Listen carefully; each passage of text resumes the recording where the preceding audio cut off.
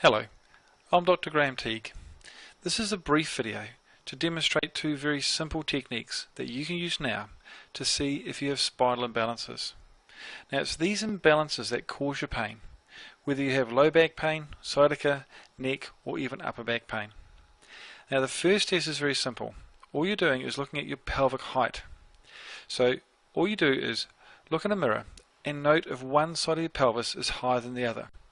Now, there are two landmarks that you can use. The first is what's called the ASIS, which are the bumps on the front of your pelvis, or alternately, you can just place your hands on top of your hips. Now, what you'll note is that one side of your pelvis is higher than the other, and this creates what's called a rotational imbalance. If your left side is higher, you have what's called an LFP, and if you have the right side higher, you have an RFP. Now, the bigger the height change, the bigger the imbalance is occurring in your spine.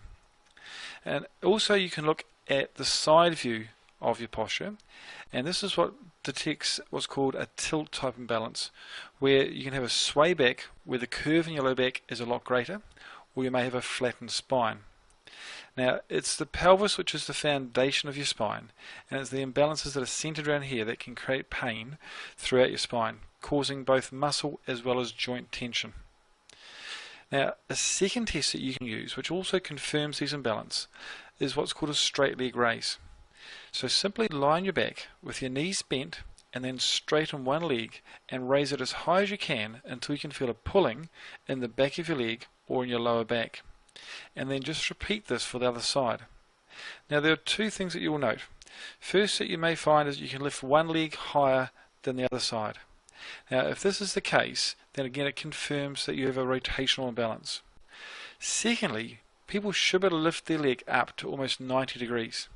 Now if you find that you can't lift your leg up to 90 degrees, and if both your legs are similar, then you may have those tilt type imbalances. But these two simple tests indicate that there are imbalances in your spine. Now the greater the change, the more the imbalance. If there's minimal change, then it means that your pain is very simple and very quick to remove. If the imbalances are greater, then pain is still very simple to remove, but it will take a small amount of time to return your spine to balance.